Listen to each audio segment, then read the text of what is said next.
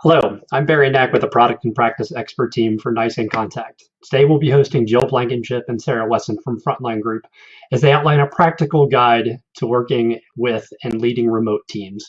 Ladies, would you take a few seconds and introduce yourself? Hi, Barry. Hi, everyone. This is Jill Blankenship, CEO, Frontline Call Center, Frontline Services, and Turnio, which we call the Frontline Group. Hi, Barry. This is Sarah with Frontline. I've been with Frontline since 2005 and play in the various groups that we have. Awesome. Thank you, ladies. Jill is the founder and CEO. Would you take a few seconds and outline a brief history of Frontline? Yeah, absolutely. So Frontline was founded in 2005, and it was an exciting time. That's when cloud technology was just emerging. And I started Frontline Call Center up on Orcas Island, which is a remote space, destination space that people come to up in the San Juan Islands, about 2 hours north of Seattle. I really started Frontline Call Center to provide year-round employment for the people that live in the islands, and that continued to grow and expand. And now we have over 300 agents that are located throughout 14 different states, and that also emerged Frontline Services, where we provide implementations and consulting for companies who are looking for call center software. So as a customer of Nice in Contact and a partner of Nice in Contact, it's been an exciting journey throughout the years. Awesome. So today we're going to be talking about these couple key points. And Jill, I'm just going to turn it back over to you to run through them really quickly. Yeah, and thank you so much, Barry.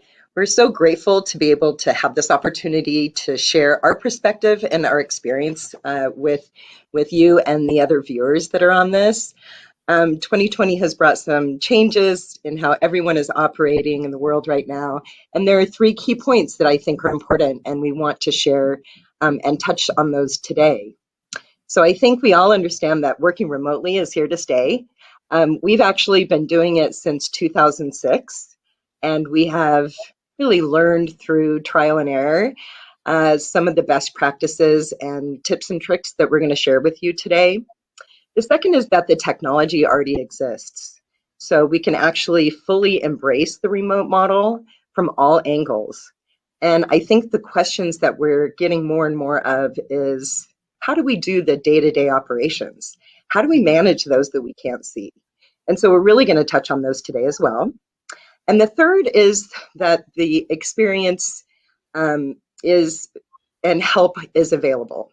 I think it's really important when again, we're working with other companies and they've got questions that really sharing throughout the industry and throughout our peers, it really is a good perspective to see how other people are doing. Every company is different, models are different, your teams are different. So again, by this collaboration and sharing information, I think it's really great experience to bring people together.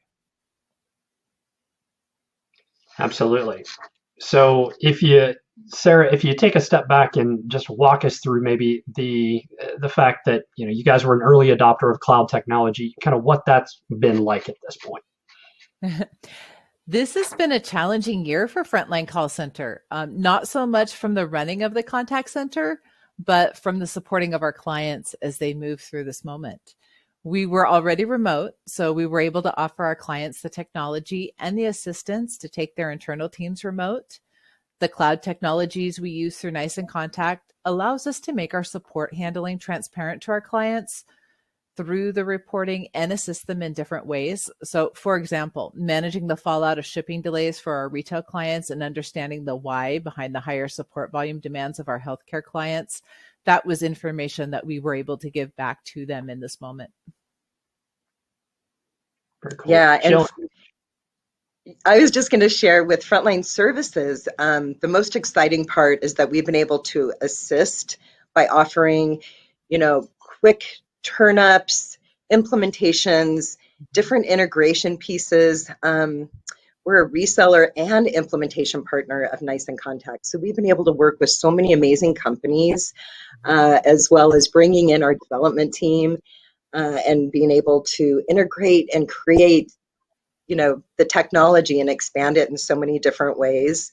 And that's really, I think, what brings us the most knowledge share is that we're able to experience and work with companies, again, with different business models, and be able to provide the solutions back to them that is really helping them with their remote workforce, their reporting, the analytics, really improving their team in ways that they've never been able to do before.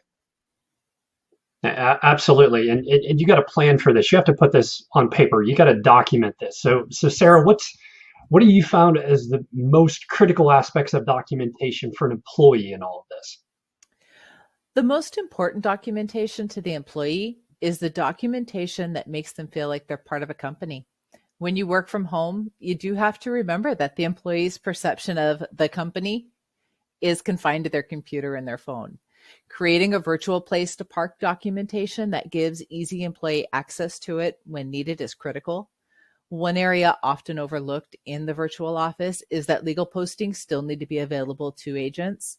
In a brick and mortar scenario, these are usually in the halls or the break room. Another example would be to understand that who the people are that really make up your company. Not everybody interacts with everybody else on a daily basis. So in a typical setting, your management team may be walking the work floor, or they'll be in the offices that the employees pass every day, creating kind of a natural facial familiarity or the recognition that happens when making these people real. In the virtual employee world, these people would be names and titles only with no faces. So using images in your org charts really helps make those people real, not just a title and a name. There's several ways to accomplish the virtual postings of these documents. You can use Google, SharePoint, and even email if you need to. But making the copy available to the agent as a PDF only makes it so that important documentation sharing, such as your handbook, can't be altered.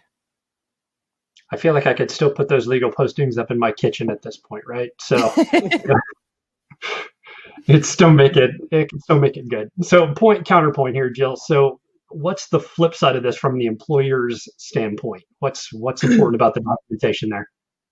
Yeah, I think from our perspective, creating a virtual playbook. This provides the processes, the tasks, the roles and responsibilities, the documentation on how you do things. And we call it a playbook because it's a working document that changes and is ever evolving, and it holds your virtual employees accountable. It gives them a reference guide. Like Sarah was saying, when someone is working from home, you really want to avoid them feeling like they're the lone wolf out there without any kind of support or guidance or affirmation. And that's really what a playbook does, is it creates that. So again, they can use it for reference. Employers can use it for accountability. It's a how-to guide and a great resource for learning as well. Awesome. So I think when I take a look and I think about the type of person that becomes a successful work at home agent, there's some special skill sets that go along with that, right? So, what's that look like when you take a look at the profile that you're looking for that ideal work at home agent? What's that look like? Yeah, and we do take time to really vet out a new employee because, to your point, some can work at home really well. And what that takes is having a space in your home that you really make into an office situation where you can close a door, where you have a desk and a computer and room to work and quiet. And so all these things in the environment are important, but then that person as well. Now we can do virtual interviews.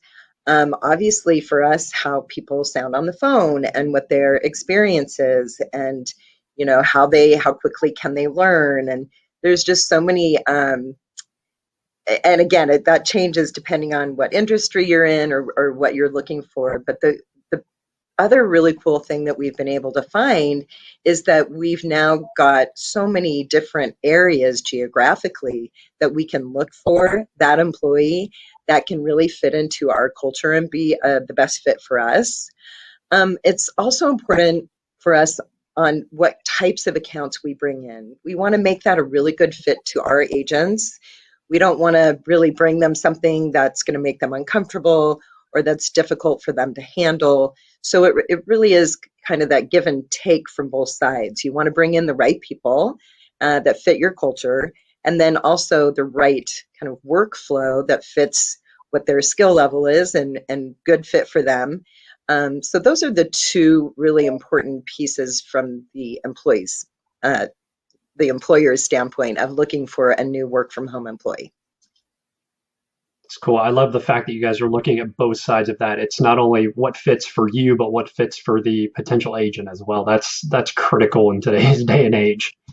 It is. So absolutely. So Sarah, you have this hiring plan in place. You have a process that you have to follow to get these folks in seats and taking calls. What are some of the tools that you are using internally to make that process, really honed and find that person that's invaluable for training? Over 15 years, we've evolved through several versions of this. What we found was that since we support different types of accounts and the hiring does vary a little bit for each, it was really important for us to be able to shift the pre-interview screening to reflect these needs and to be able to categorize the type of agent for later interviewing as needed. Some of our unique hiring needs include differentiating between part-time versus full-time. Some are tech support versus customer care and bilingual talents. Sometimes the need is for dedicated agents with a higher level of familiarity in one genre or a person demographic. So a solid applicant tracking system can help with this. We use Applicant Pro because the process allows us to create unique ads for the different positions, and it also provides questions that the applicants can answer via video on their mobile devices, allowing us to get a sense of who they are before that interview. And this is especially important if you do use cameras in your remote scenarios. It also enables you to make sure that the person that you hire matches the person you see on their ID, something that's usually done in person. The questions that we use are tailored to the need as well. So situational questions are the remote interviewer's best friend. It does allow you to really listen to how that potential employee thinks through the scenarios and where their thoughts naturally go if an open-ended ask. It's crucial that employees have computer equipment that meets the requirements for using Nice in Contact and the other software that your company may use. If you do not provide your employees with computer equipment, it's critical that your IT team really have a solid understanding of the systems that they have at point of hire. We require possible hires to share their system specs as part of that application process, as it gives us an idea what they're already familiar with. The Max Agent Console has really been a key tool for us, as many of our hires do not have a landline in this age of smart devices. Having the integrated soft phone as part of their toolbox means they don't need a phone. They just need an internet connection, which most of them already have. That's fantastic. And in the age of bring your own device to work, that's critical. And I'm glad that was able to meet your need as well. So, all right, let's talk, Sarah, again, something near and dear to my heart, which is coaching and training for the remote hire and the remote agent. What's your methodology? What's tried and true for you guys? I love this question because it fascinates me that the best training flow we found to date follows a similar pattern no matter what the account type. Introducing the account or the brand that you're supporting is really important.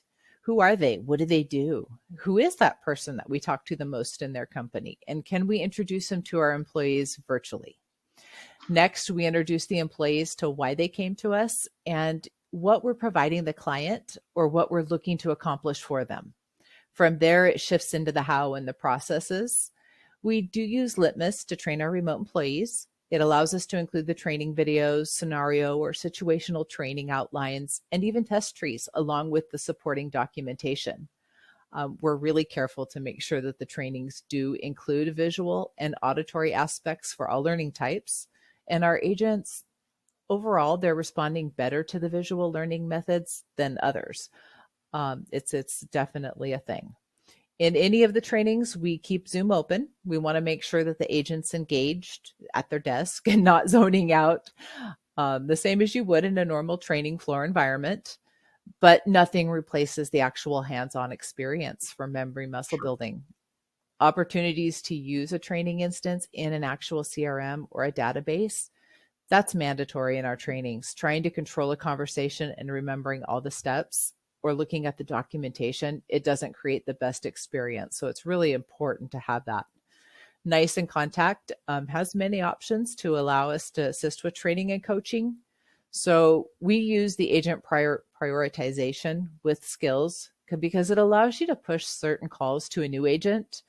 You can also increase their experience level quickly, or during a moment when the trainer can live monitor, you can push the calls. The supervisor functions allow us to aid by whispering or joining the call.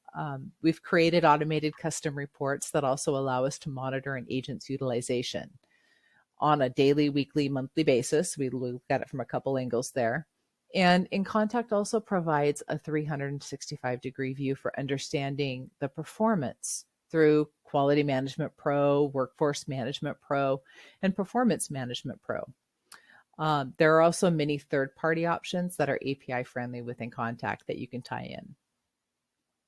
Fantastic. That is a streamlined process. Very, very nicely done. So Sarah just walked us through the kind of the training and coaching process for new hire employees. So Jill, how do you take that internal staff that you already have and how do you help develop them? How do you develop bench strength there? Yeah. And really, just to carry on from what Sarah was saying, the approach we've taken is to empower our employees by really positioning them with the right coaching and mentoring and giving them access to learn the tools necessary for more responsibilities. We like to hire internally and again, offer a career path to our employees so that they have something to work towards if that's what their goals are. I also think the most important thing that we have found is committing to that one-on-one feedback. It should be consistent. I know that sometimes it can be pushed to allow other more important things at the time to come in, but it really is something that needs to be consistent. It's really the only feedback that you can continuously give an employee, and also listen to what their concerns are, what their goals are, what's important to them.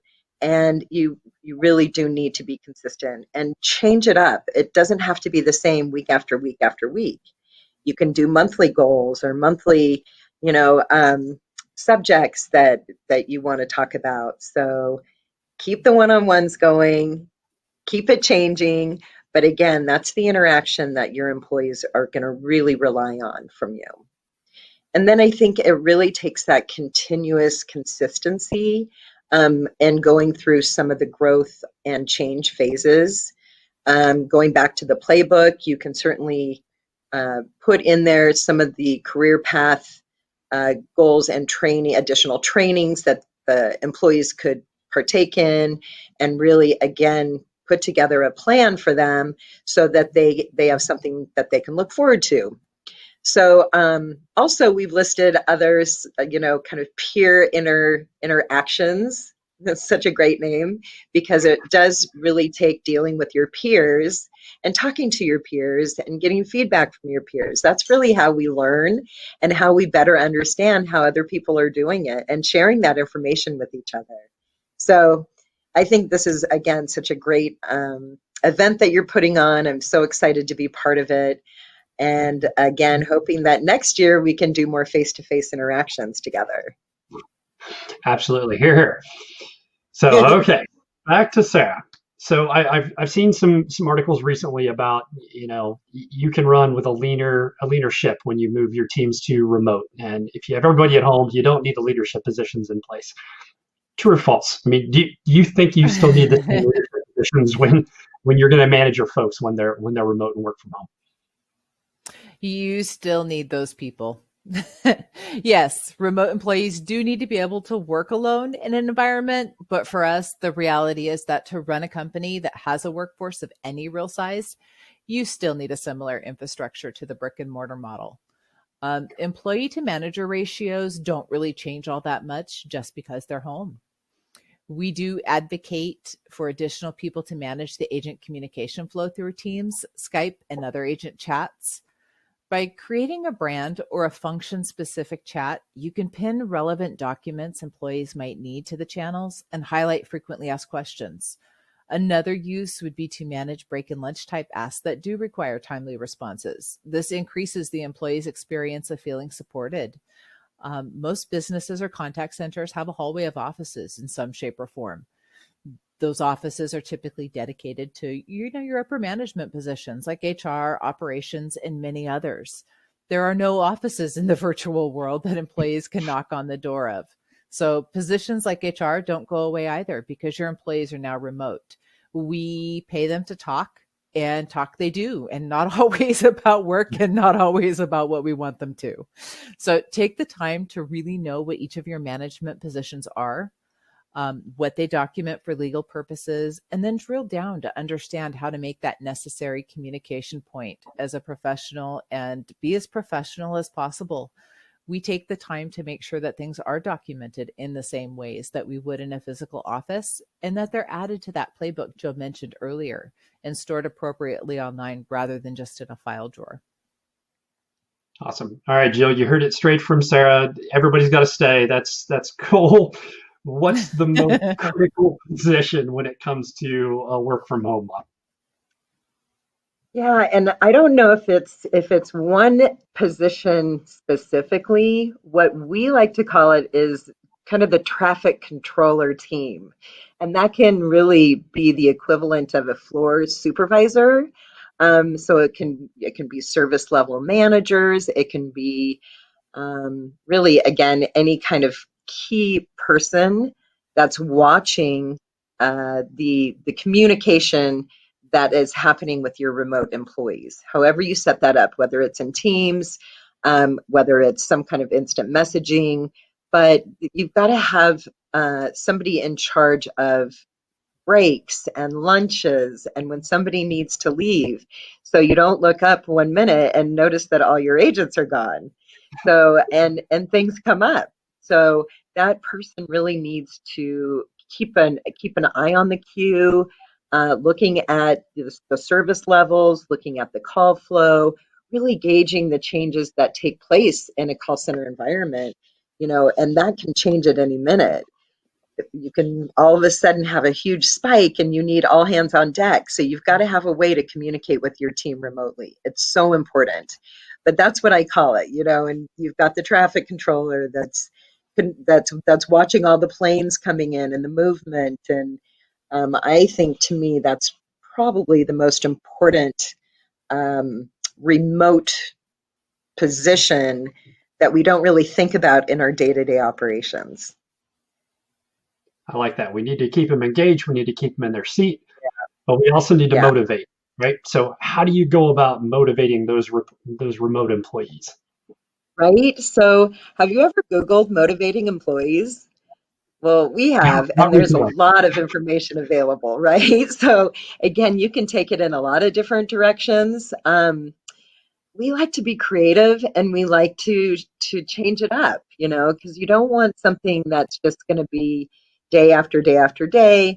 I mean, people get bored of things, and you really want to be able to offer some of the inspirational and motivational things that can really gauge anywhere from gamification, which is super popular. And there's so many different things that you can do with it. It allows for agents to see really what their daily goals are and what a difference that they're making, again, with their peers.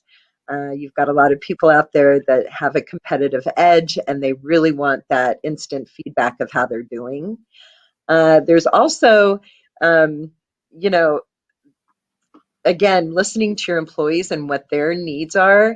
They can be inspired by all different kinds of things. And it doesn't just need to be, monetary things. They can actually have goals where they can earn points. And we're actually doing something with our agents who have perfect attendance, that they actually get an extra day of vacation. So some of those things that can be really important to them, you can be creative with, and you can really allow for that behavior to be more inspired and motivated, the changes that you want to make. And we also use our performance reviews as motivation.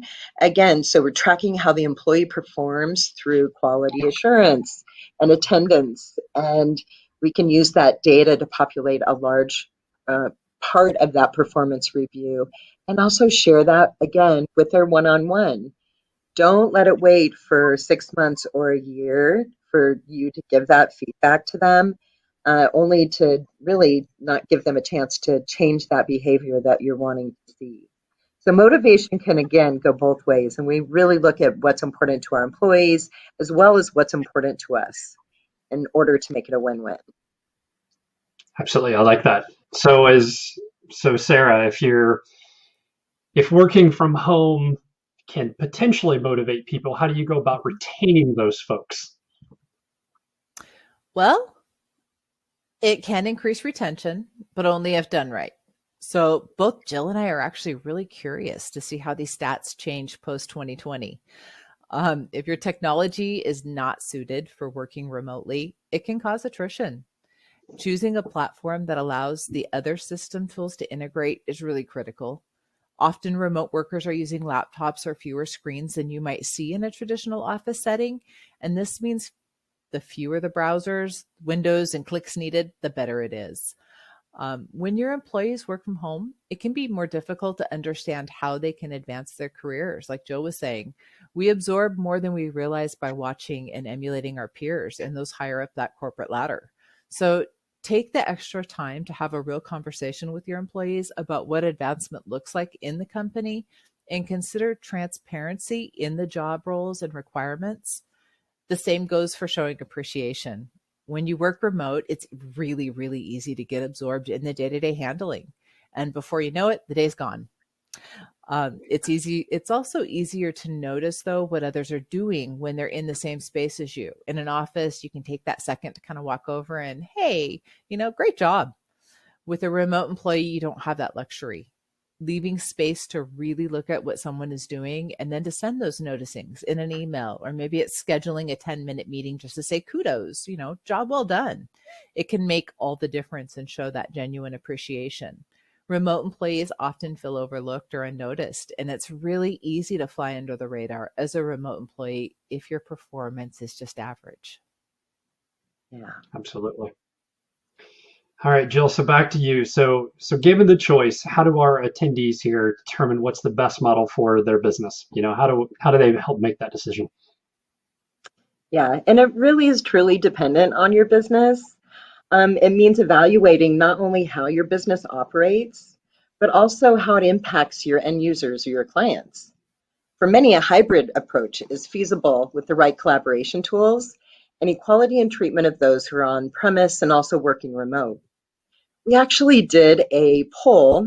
We had a meeting, and there were a lot of Fortune 50 companies on it, and we asked them what they were going to do, if they were going to continue to keep their agents remote or if they were going to bring them in-house. And they really, 75% of them said that they were going to actually go with a hybrid model, that they wanted to leave it up to their employees and what was comfortable to them. And as we know, some people find it better to work from home and some want to be in the office. So it's actually, I think, going to be very dependent on what's good for the company and for the employees. Absolutely. Ladies, thank you for all of your outstanding points. There's a ton to consider. So Jill, would you mind recapping just a few of the main points that you talked about today? And let's take it from there. Yeah, absolutely. And thanks again so much, Barry, for letting Sarah and I present today and share some of the experience that we have found in running our own remote team. But I think, again, one thing we've learned in 2020, that working remote is here to stay. And some people have found it so valuable. I think employers have found that employees are actually more productive and happier working from home. We've also learned that the technology already exists. So all the tools are there for the company to use and the employees to use. And that experienced help is available. that you can reach out to companies like Frontline that can help you and, share with their experience and look at your model and what gaps you might have and challenges you might have in your day-to-day operations. So I think those are the three most important takeaways. Incredible. Thank you both again so much for your time and for sharing your expertise and your experiences. At this time, we'll be glad to take or answer any questions that you may have. Awesome.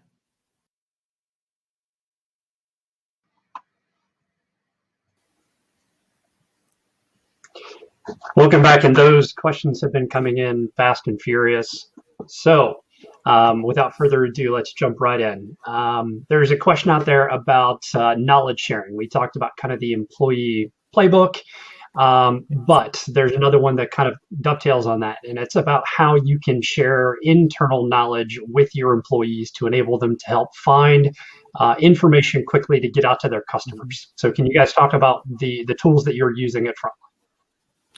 So there's actually multiple tools, and it really depends on what you're wanting to share with your employee. So if you're looking for that documentation, again, that playbook, that's critical. It goes down all levels. That actually dovetails into a question further on. And it's written to the level. So it is something that's forward facing to management, is something that's forward facing to the supervisors, and there's actions in each. And there's also employee documentation in the playbook. It depending on the account, if it's a dedicated account, we do occasionally send out a notebook that has written materials that they can access. That's an option. Again, it depends on what that account is, because you want to make sure that things stay secure. And you also have the option to use a system.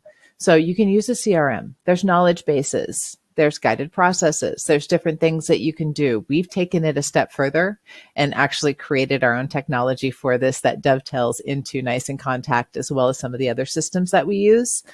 But really having a quality place for guided processes, as well as a knowledge base, that's critical, that can be searched in real time.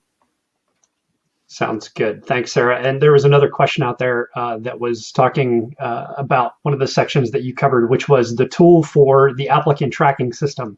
And I think you said it was Applicant Pro, but I just want your confirmation there, and then maybe talk for a second about it and why you love it so much. It is. So we do use Applicant Pro because it does have that video piece where we can see them first. That is critical with remote hiring.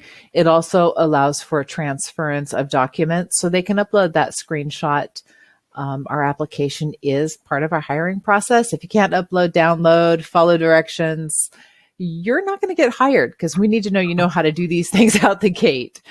We've also used a secondary one depending on the position too, called Applicant One. And that's for a very tailored agent. And again, they do the same thing. They also have the video pieces, but Applicant Pro has more of an ATS tracking. So you can sort, you can have other people look at it and rate different applications for different things and have it naturally sort for you. Awesome. Thank you. Jill, this one dovetails off of a conversation that you had, which was around gamification and how we can continually engage our employees. Can you elaborate a little bit on what you guys do for gamification? Sure. And it really depends kind of on the type of accounts that you have, or type of business that you have, because part of gamification entails a bit of competitiveness. What we like about it is you're able to see, or the agents are able to see what their peers are doing, kind of what the goal is for the day, and then how they're meeting that goal, and how they're gauging themselves against, again, their peers, the other employees, and there's always a reward. So there's just a lot of different things that you can do with gamification.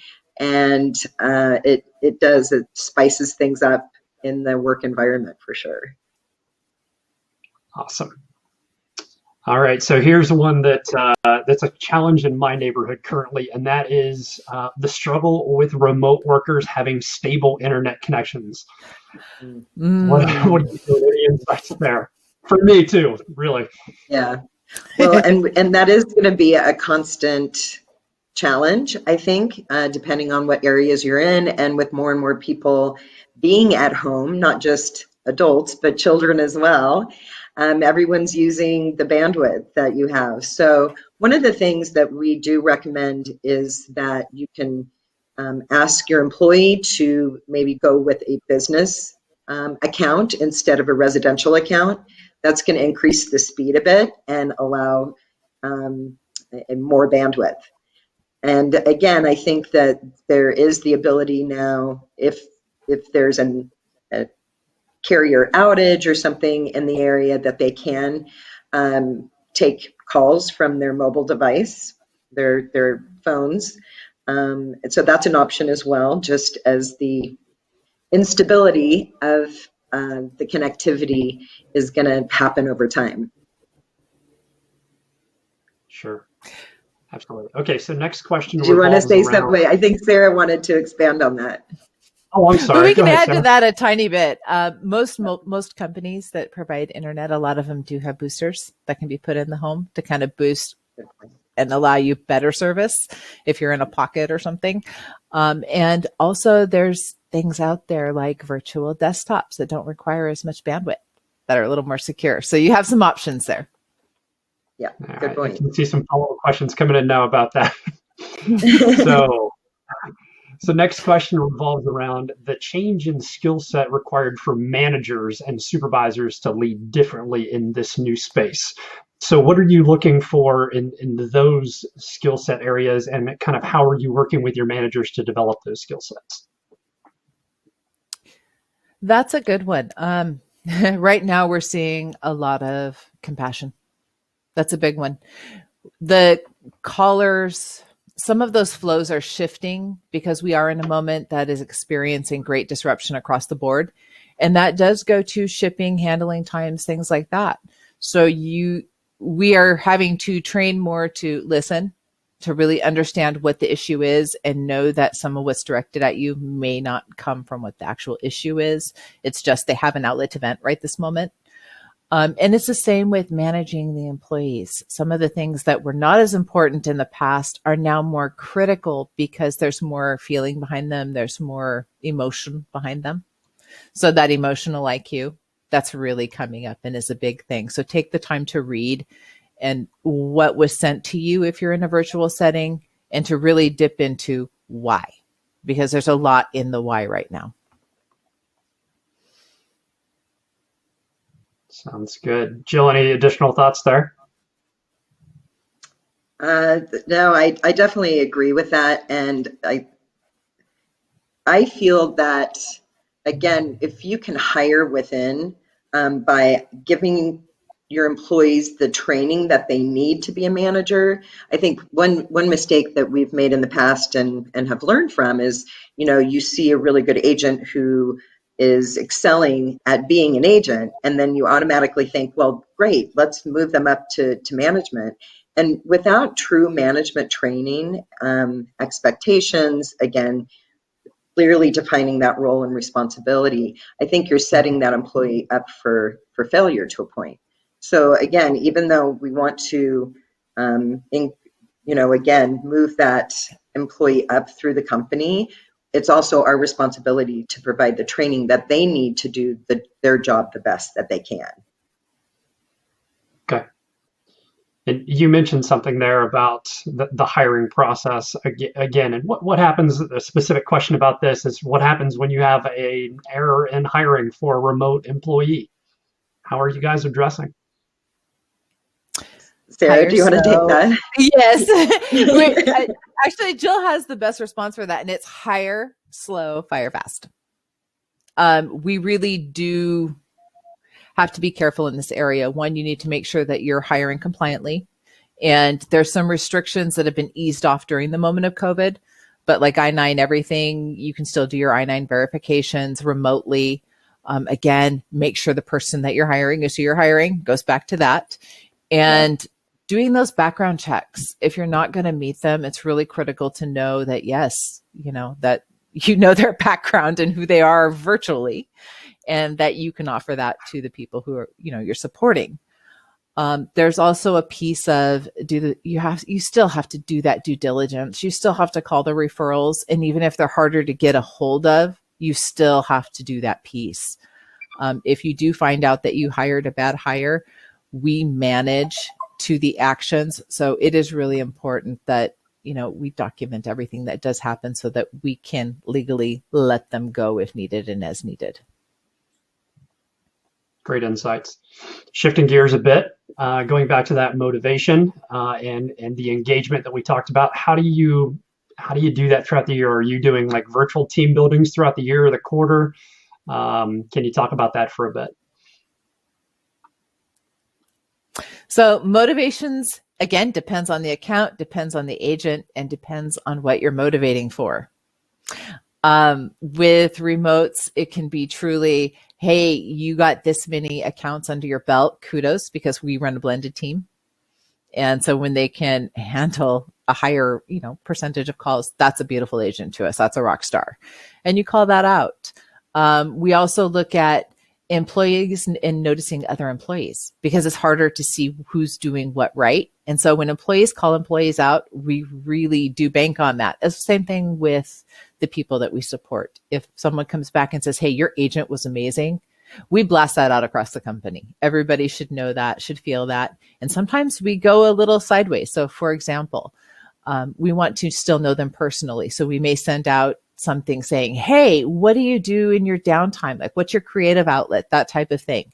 If they respond, we may send them something that ties in with their response, which may be a cookbook, which has nothing to do with work, but their creative outlet is cooking. And that's where they go to decompress after a crazy day at work. Sure, the personal touch. That's great. Yes. Absolutely. So somebody's asking about asking for tips, one or 12, things that an employer should stress weekly to enhance employee commitment or engagement for telecommuters.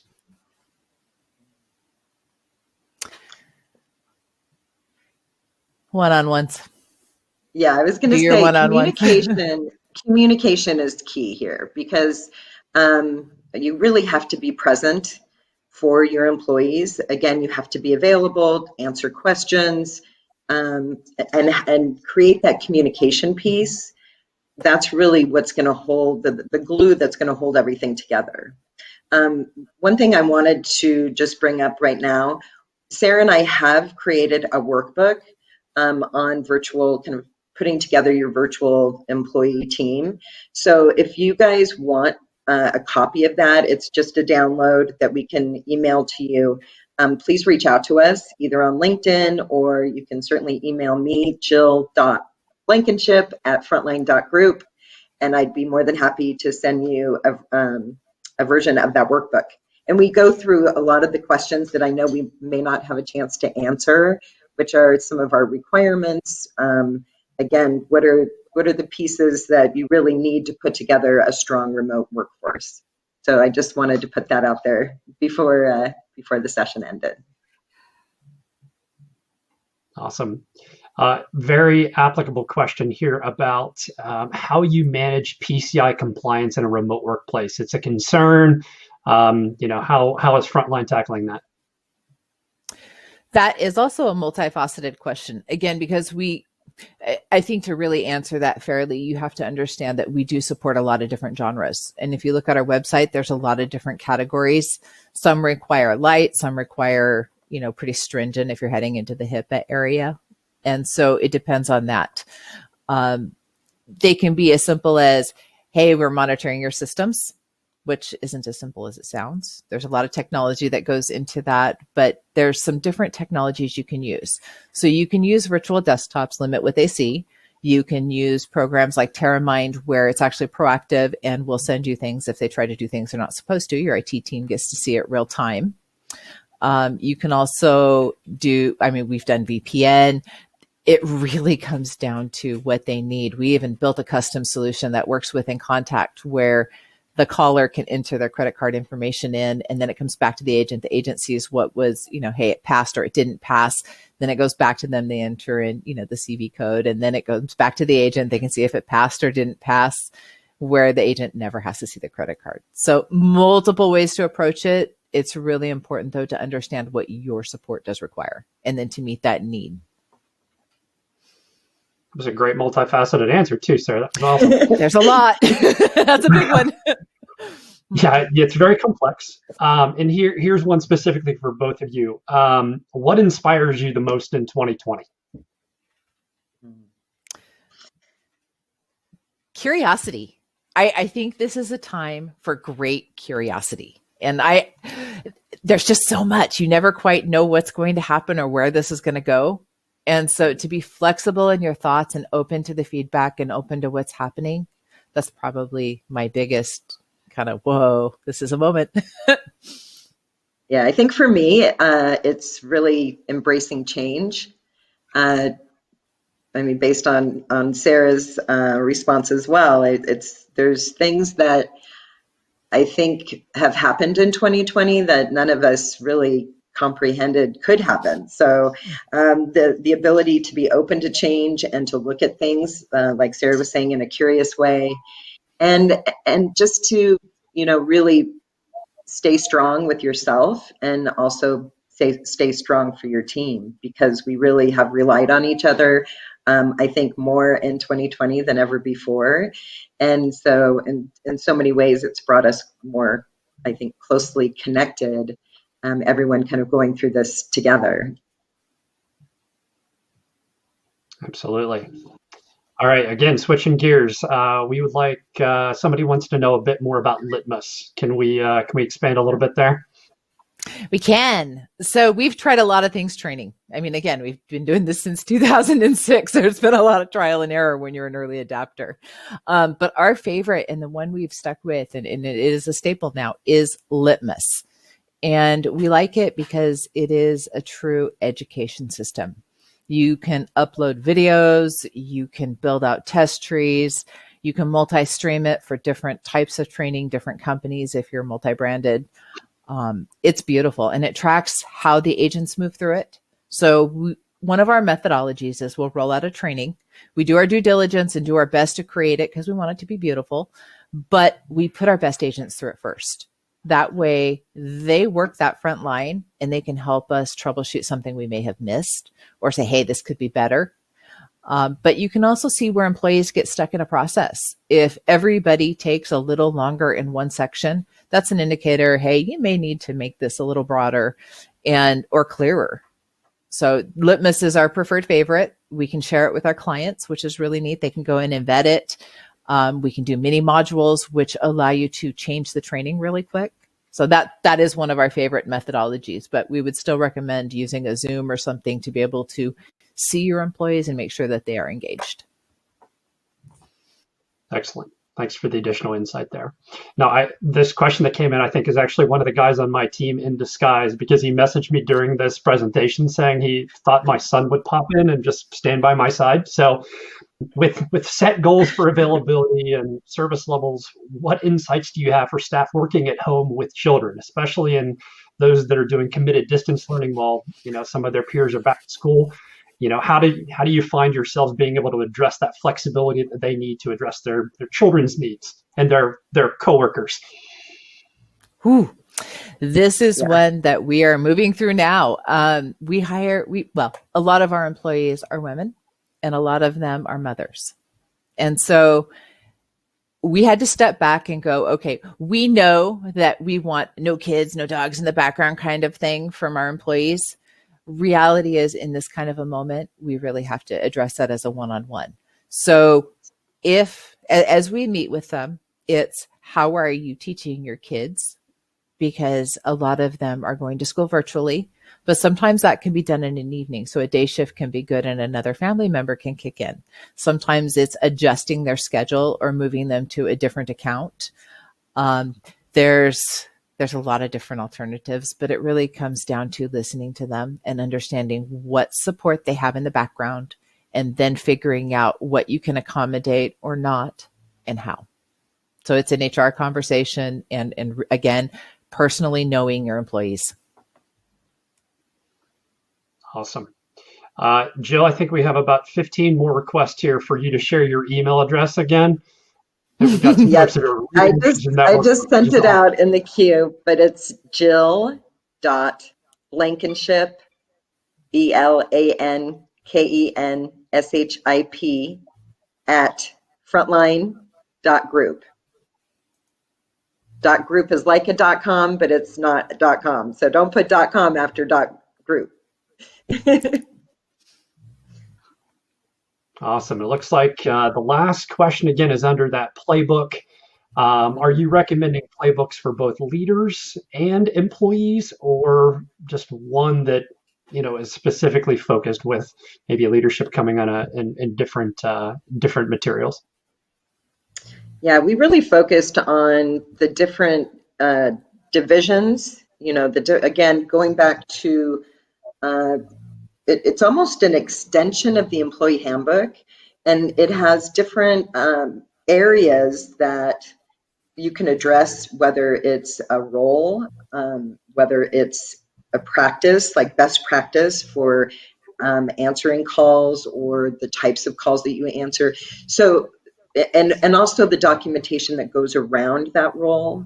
So I think that the playbook really is customized to whatever model you want it to be, but it is a working document, and we go in constantly and update new information that has either come up in a conversation or in again a process or task that we hadn't documented before. And it really does give employees, all employees, and leadership and all different types of managers, agents, to have that information in there, and you can cross-reference. So I can elaborate a little bit more. I think in the workbook I think we have a section in there that elaborates a bit more, but it's kind of hard to answer depending on, again, the company that and how you want to create that playbook. But we do provide it for everyone involved. That was a long answer. It was a complicated question. It was. Sarah, Jill, thank you so much for sharing your time and your insights with us today. We had a ton of folks on. There was a lot of glowing reviews here in the comments. Thank you for sharing your expertise, your insights, your thoughts. Ladies and gentlemen, thank you for attending the first section in Interactions Live. Enjoy the rest of your conference. Thank you. Thank you. Thanks.